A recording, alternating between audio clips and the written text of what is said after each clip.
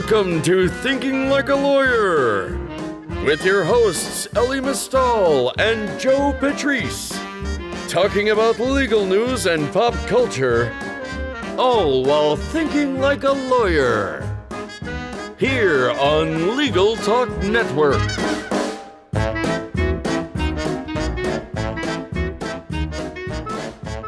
Hey, welcome to another edition of Thinking Like a Lawyer. I'm Joe Patrice from Above the Law. Ellie Mistal. I'm back in the New York groove. Welcome back. So you're back. Yeah. I've been in California. Yeah, no, which is where I was the week before. I do not like California as much as the people. Really? Yeah, I mean, I'm a New Yorker. I'm born and bred in Queens and Long Island, and then went to school in Boston. Well, not in Boston, but near Boston. Point is that I'm an East Coast guy, and California is always just like strange and pretty to me. Like it makes me feel uncomfortable. Like it can't possibly be nice. When's the other shoe going to drop? And of course, the other shoe is the earthquakes, which I was lucky did not experience when I was in San Diego this time. The last time I was in San Diego, I was 15, and I did experience an earthquake. But yeah, so that said, San Diego is a beautiful, beautiful place. It was great. Cool. I brought the kids. It was great for the kids. Right. Then now you were there for a conference. Which for the people who don't know, because basically, why would you? Wait, there are people listening to this podcast that don't know what NALP is? I would assume so, because most people don't give a shit about it, but you. But it's a legal placement conference. I think NALP is the most important conference on the legal calendar. Yeah, he thinks that because he doesn't go to or understand most of the legal conferences on the calendar. But he does go to this one. And so now tell folks what NALP does, which those of you who are like deans and law professors or legal recruiters probably know, but other people probably don't. Yeah, let's do this instead of grinding gears, actually, because I've been a week in California. Can't exactly come back pissed off. Sure. Because there were no earthquakes. So now the National Association of Law Placement annual conference brings together basically everybody in the career services offices from all the law schools, and many of the people in the legal recruiting or professional development offices from the top 100, firms, 250, 500 law firms, right? So you have basically all of these people who are primarily concerned with getting students jobs, either from the perspective of a law school trying to place their students to the perspective of a law firm trying to figure out which students are best for them and who's going to fit in best with their culture and what their needs are going to be. But here's the thing, what their needs are going to be 2-3 years down the line, right? Because in our idiot industry, we don't hire people when we need them. We hire them 2 years before we think that we're going to need them, right? So one of the reasons why I really like this conference is that at the 30,000 foot level, at the macro level, you do get a sense of like where these people in the industry think the industry is going. Where they think their needs are going to be, where they think the issues are going to be, 3 years ahead. So a lot of times it's a leading indicator as to what's happening in the market. However, and this is my big takeaway from this year, sometimes it is a lagging indicator because so much of what they do has already been baked into the system, right? So if some news is breaking, 2 months ago, there's nothing NALP can do to, the people who go to NALP can do to adjust to that. It just freaking happened, right? And so this year, the big takeaway was that this was like really the first year that you could see that Me Too had fully like metastasized and fully been integrated into their thinking about everything. Obviously, from the law school perspective, they are placing young, vulnerable lawyers in these huge organizations with not a lot of institutional control, with not a lot of people kind of looking out for their best interests, especially in this context of sexual harassment. From the law firm perspective, obviously they don't want this issue they don't want to have issues like this. They're sensitive to the topics. And so this was really the first year that people were thinking about what to do about it. But what to do about it was not the obvious thing, which is fire the lecherous old farts who are playing grab ass with their summer associates. Like, that's off the table. And everybody there kind of understood some, at a deeper level than others, that like firing the bad actors was just not what's going to happen. And so many of the panels, either directly or indirectly, were basically talking about workarounds, right? So like, all right, well, you're going to go to this firm and you're gonna see some red flags. Here's how you spot the red flags about people who are about to sexually harass you, and then from the law of recruitment side, from the professional development side, it's like, well, yes, at my firm we decided to stop serving alcohol at half of our summer, like as if that's the. Well, if they're just not drunk, clearly nobody's gonna, grope a boob. Like it was frustrating. And I'm not slagging off the people at NALP. The people at NALP care about this, but they're also not the people who are in like the corner office making the decision to hire and fire even associates, much less partners, right? Right. So they can't attack the problem directly. So it's just kind of a whole week of thinking about how to get around the problem without actually being able to hold anybody accountable. And it was, frustrating as hell, but, fascinating kind of to listen to people work through it. Well, and that's why I think that it is interesting, and it is a fine conference, but it is not the one that I view as most important because a lot of decision-making doesn't get to happen there. Like you're saying, that the law firm equivalent of C-suite folks are not there. Right.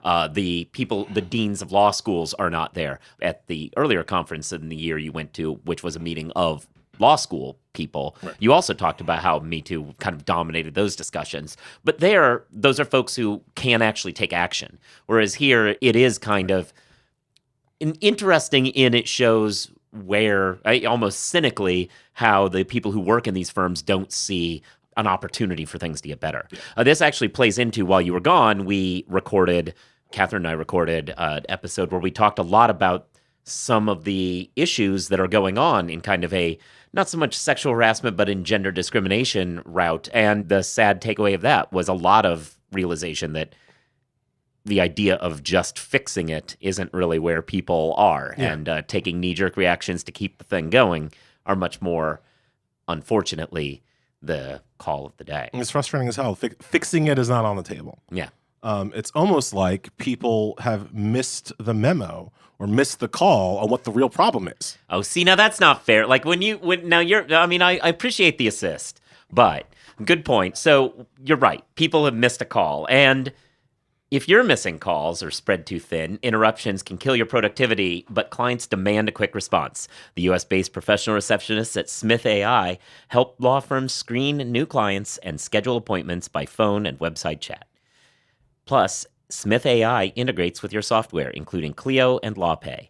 Plans start at just $60 per month. Get a free trial at smith.ai. And now, again, I do appreciate the assist, but it makes it cheapens what I was pulling off recently, I'm very glad that you're back. Catherine had no idea how any of this operated, and it was a real disaster to try and get a segue there. I was very upset, and so I'm very happy to have you back. One thing that's been problematic over the last few weeks is, those of you who haven't heard a recent episode in a while, there's a reason. Catherine and I recorded last week because he was in California. I was in California the week before that. The week before that, he had the flu of some form. Yeah, some kind of horrible stomach bug. I think it was Ebola. The point is, whatever horrible, degenerating his body disease he had at the time, he is now better.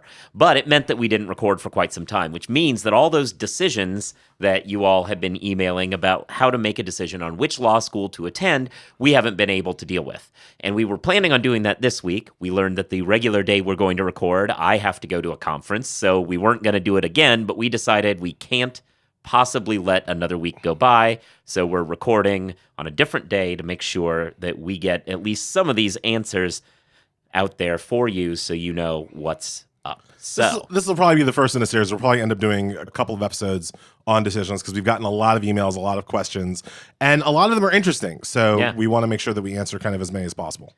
All right, so let's jump into it. Let's jump in. So let's see. I'll do this one. So we're dealing with somebody who lives in California, feels ultimately they wish to be in California, all right? So they're not worried about the earthquakes. Very much not so. Ultimately wants to be in California. Here's where they sit. The packages that they have just got upped, so since I first got this email, but the packages they've got are George Washington. They're getting $89,000 for that. Mm-hmm. The alternative is UC Irvine getting $75,000. But also what's left is in-state tuition, obviously. Mm-hmm. What are you thinking there? How is that not obvious?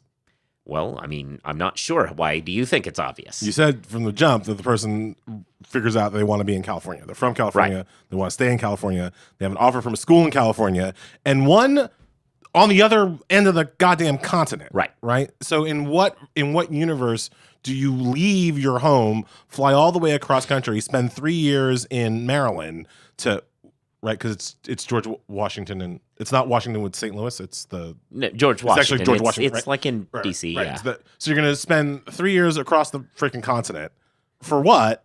And then you want to work in California. So now you got to go fly back across country every time you want to do a job interview. You want to do a networking event. You want to meet somebody. You want to start the process of figuring out the difference in cultures of the firms out there. You got to always make a plane trip back. That's just stupid. Yeah. I mean, I also am leaning towards California. I think that Irvine is, of course, a new school, but it is a school on the upswing. I mean, it's only been around for a few years now. Okay, sure. Yeah. I mean, calling Irvine's a new school is a little bit like calling Uber a new service. Like, technically, sure. True, but in the annals of law schools, that's in the geologic time of law school, it's new. But yeah, I think that's probably the better deal. The argument would be that a national focused school has advantages. A school that is in DC that would afford you opportunities during school to have externships and work that in a different field than where you ultimately want to end up is valuable. Being able to live somewhere else than you want to ultimately settle has value intellectually, but I agree with you ultimately. I mean, get on an Amtrak if you want to see the country, right? Like, yeah. And also, DC is not the country, right? Like, DC is the most bubbled, like, weird ass city in the entire country. There is so little about DC that is transferable to anywhere outside of the Beltway. Yeah, no, I agree. Well, let's do another one involving some bigger name schools. So we have a student who is on the wait list for Georgetown, Columbia, and NYU. Those decisions are coming soon. Apparently, they said they'd get back at the end of this month. But for now, let's operate on that. George Washington, again, $90,000 scholarship there. Cornell with a $60,000. Hoping to ultimately work in federal government, not so much big law, but that said, understands big law, is part of that deal potentially. So where are we going? Cornell or George Washington there? Yeah, I think, again, from the career focus perspective, I think this is where you think about George Washington. You also are getting more money from George Washington, so that's helpful. I do have the elitism Ivy preference, right? Like I mean, it is literally a T14 school, so Cornell is. That's not nothing, right? Yeah. But, it's not put like this. George Washington for $90,000 and Columbia for $60,000, you're going to Columbia. Okay. Cornell for $60,000, is it really giving you enough of a bump to justify not only the roughly $30,000 more in debt that you're going to have to take out, but also to take you out of the city of your choice? Understanding that working for the federal government is a little bit different than working in big law, where the federal government is going to pull from everywhere in a way that, Cravath is not. Sorry, people who live in Nebraska. But even understanding that, just on the money, I think, aspect alone, I think GW is probably right. Yeah, I kind of agree again. I think that especially if the interest is ultimately in working for the government, then GW is a better option. I will say, though, that here's the more difficult one. Rather than say it, I'll pass it to you. So 90,000, George Washington. What if they get into Georgetown, Columbia, NYU, the ones that are waitlisted on, with no money at all? Yeah, so I'm generally going to say Columbia and NYU for no money is still going to be right. I agree. Columbia and NYU for no money. I mean, there are not a lot of schools that are worth not having any scholarship when you have a scholarship offer somewhere else. But if there are schools, it's those six. Mm-hmm. Harvard, Yale, Stanford, Columbia, NYU, Chicago. Like, if there are those six, and those are both in those six.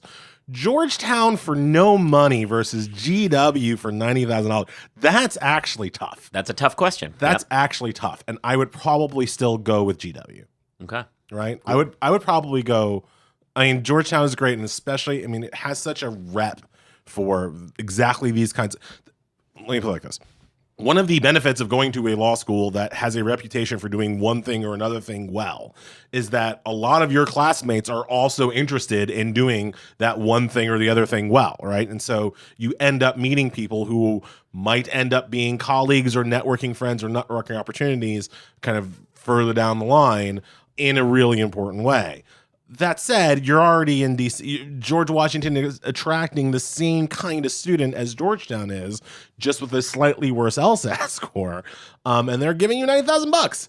And if you really want to work for the government like that, not having to pay back $90,000 is going to be important to you at some point. That's a huge point. I'm glad you hit on that one. Yeah. Thing that strikes me from that is not just how it's a really interesting call between GW and Georgetown at those prices, but just thinking about this question, and maybe we'll get to a different one that addresses it more directly. It's hard for me to think about why a person would go to Cornell. Like, it's hard. Right? Yeah. It's hard to think. You just don't like the cold. That's all that you're saying. Freezing. Yeah. It's in the middle of nowhere. It doesn't have great, it's not like, oh, go to Cornell and you're like in the New York market. No, I mean, you are, but like, in this way that any kind of T14 puts you in the New York market, it's not particularly more New York centric than Michigan. Right. You know? I agree. Did I mention it's freezing? And so like if you have the and again, it's not that Cornell's a bad school, but if you have the caliber to get into Cornell, you have the caliber to get into, especially if you have the caliber to get into Cornell with money.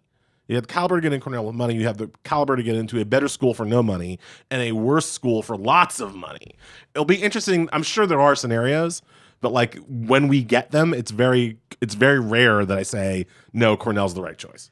So in a lot of, every time we do these decision things, one of the things that I try to point out is that many of these questions, and for many of you who sent in questions that we aren't getting to right now, there are themes that keep coming up. And we've just had the theme that is, there's a school where I want to work, but another one on the other side of the country. What should I do? That theme comes up. This theme comes up where I have these offers, but like there are these better schools that I'm waitlisted on.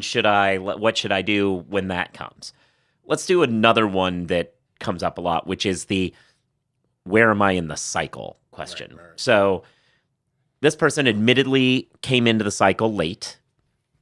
Therefore, they've gotten into 3 schools, Marquette, Loyola Chicago, and DePaul.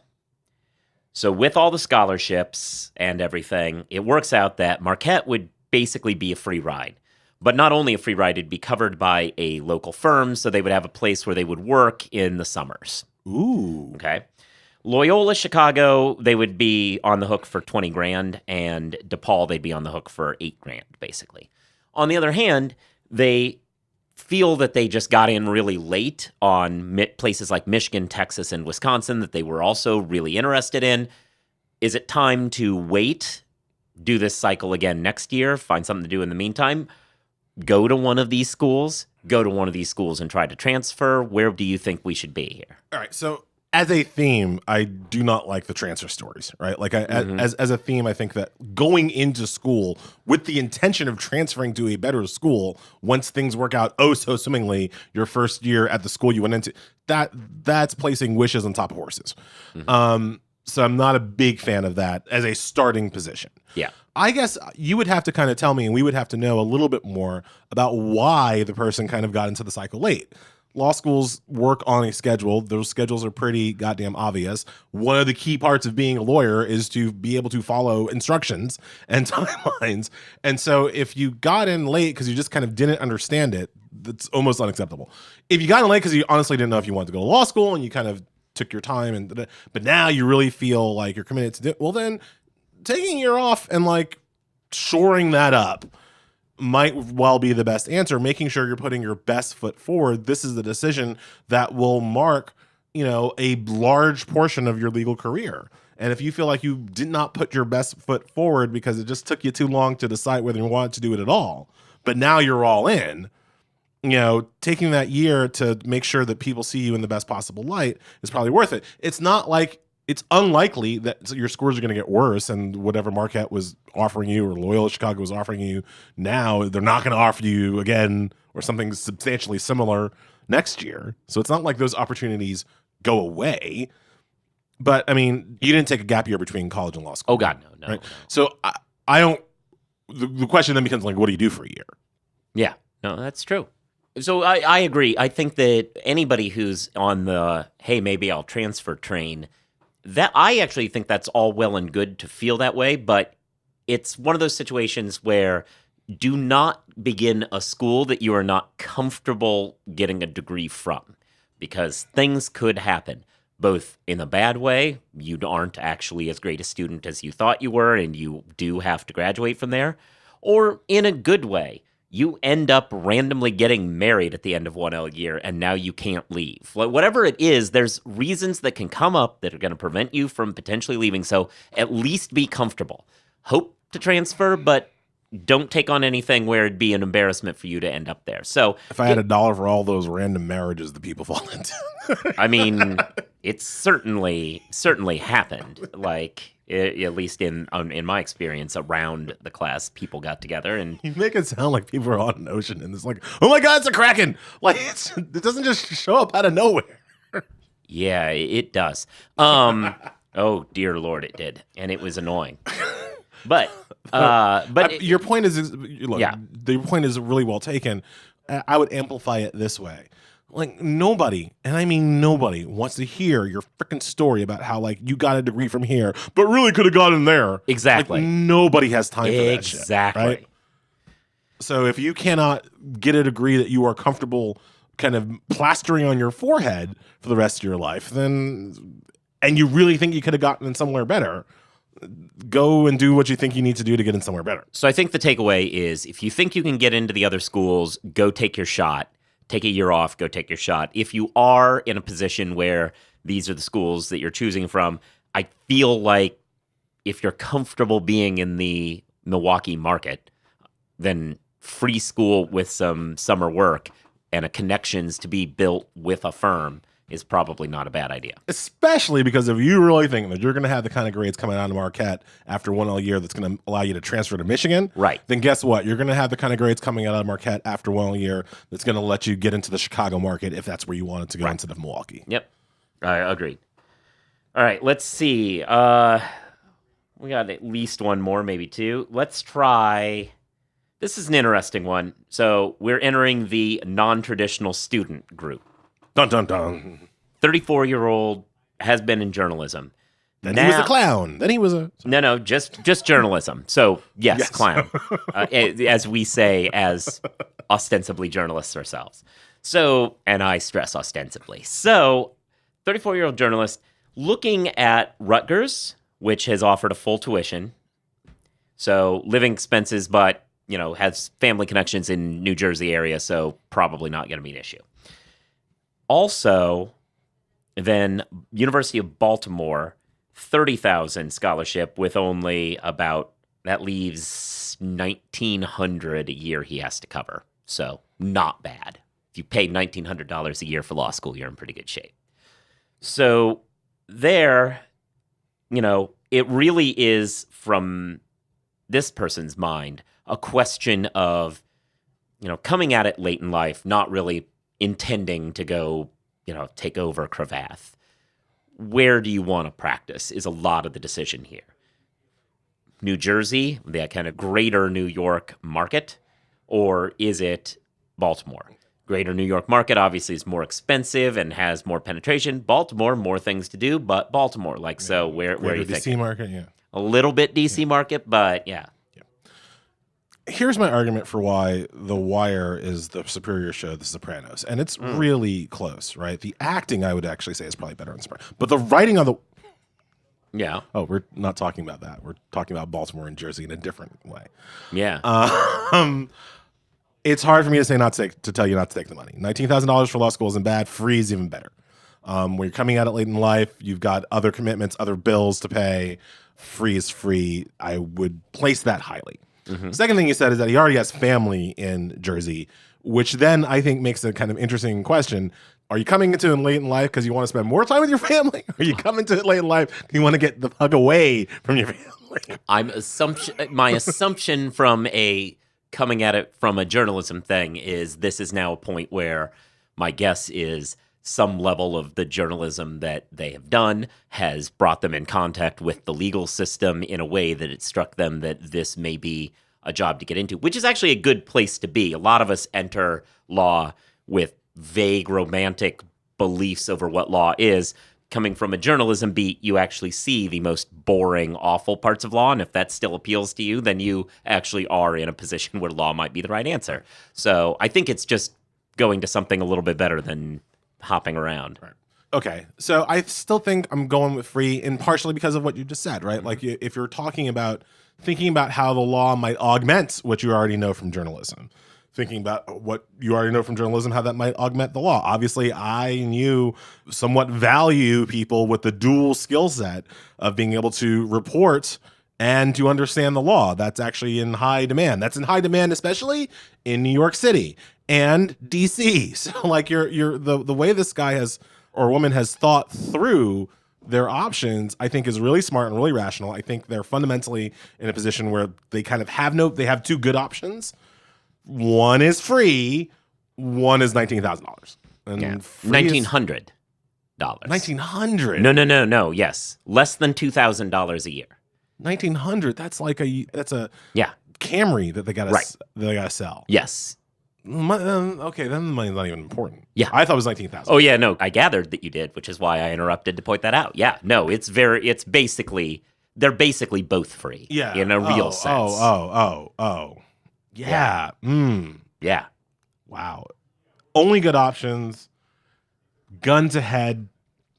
Rutgers. That's kind of how I felt too. And I feel like there's a large part of me that's very New York centric, having spent my career here, that I have connections with the Rutgers campus, and I feel good things about it, and I don't necessarily have that with Baltimore, and that's not Baltimore's fault. It's just that I'm up here. I think it's just also like, again, in this really close decision where you don't have any bad options, it's just a bigger market, right? Like Rutgers gets you access to a bigger market, gives you access to all of Jersey. It's pretty easy to like go carpetbag New York if you can pass the New York bar. You're kind of in that tri-state area thing. And you also, if you want to, you kind of have access to Philadelphia if you want to go crash the Pennsylvania bar, right? Yeah. Whereas Baltimore, just your thought is that you're going to be in the DC, Maryland, Virginia area, which all told is a smaller market than the Jersey, Manhattan, Philadelphia area. Well, let me add to this, because now you hit on a fact that I've been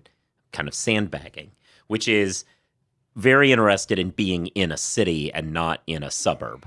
They're very committed to that. And on that level, I think Baltimore obviously is in the city.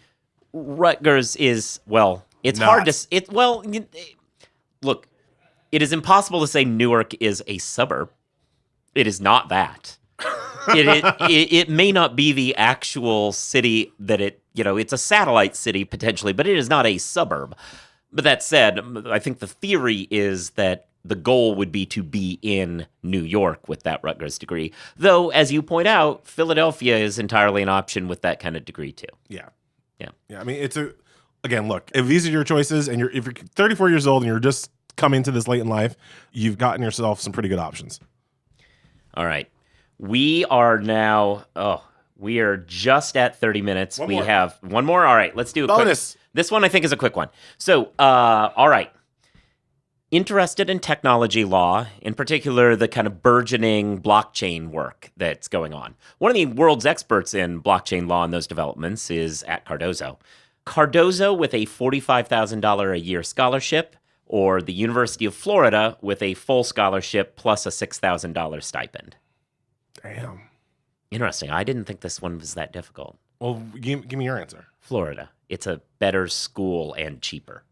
I think the argument is that, one, I'm interested in this one subject area, and I get that. That said, this is not the end of your professional development. So many people that I met like, I'm really interested in environmental law, so I'm not even gonna bother applying to Columbia, and I'm gonna go to Lewis and Clark. Like, no, just because it's in these little rankings as a niche thing, that's not really the end of your development. You will have opportunities if you become a lawyer that gets employed places to go to bar events and seminars and meet and connect with people. You will have those opportunities. It's better to go get the degree that will make you a more recognizable lawyer, A, B, one that's cheaper. And while both of these options are decent schools and reasonably affordable, I feel like if you can go to Florida for free, and actually the opposite, more than free, you're making money on it, I think that's a better option. Where I hesitate, you're right. You're right on paper. Like, look, if it was Columbia or University of Florida, fine. But Cardozo versus Florida, I'm like, eh. You're right on paper. But here's I realize now, here's why I hesitate. Okay. I struggle to imagine the person who is equally as comfortable at Cardozo as they are at Florida. Those are two very distinct cultures, right? Sure. And there are not a lot of people that I know from Florida that would do well at Cardozo. And there are not a lot of people I know at Cardozo who would like to go to UF, right? They're just like from a cultural perspective, those are very different schools. And so I'm struggling to kind of imagine the person, I could do either or. So it kind of feels like one of those schools is going to like speak to you and one of them is not. And should you maybe just go to the one that speaks to you, because despite what it looks like on paper, you got to live with these people for 3 years, right? Right. Like if you put, I'm trying to think of a good example for me.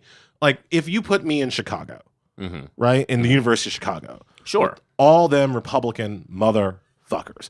I couldn't have dealt. Not so much the law school as badly as the undergrad, but and I it's hear you. not that Harvard is some like bastion of liberalism, despite what some idiots think. Harvard is not Yale when it comes to liberal bona fides, but Chicago is Chicago when it comes right. And so like culturally, I would like go to one and go to the other and be pretty obvious which place I was going to be happier at for 3 years, and at that point the money wouldn't have mattered as much. You know what I'm saying?